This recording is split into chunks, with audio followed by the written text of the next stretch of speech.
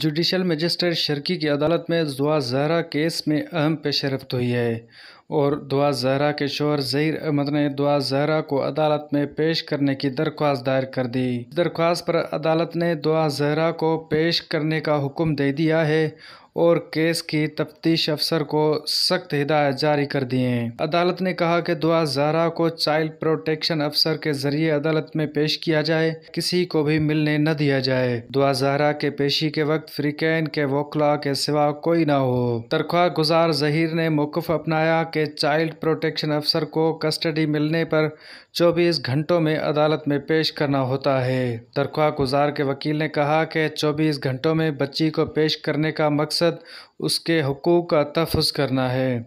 دوسری جانب مدعی مقدمہ کے وکیل کا کہنا ہے کہ جن دفعات کے تحت درخواست دائر کی گئی ان کا اطلاق یہاں نہیں ہوتا۔ درخواست بدنیتی پر دائر کی گئی ہے، مسترد کی جائے۔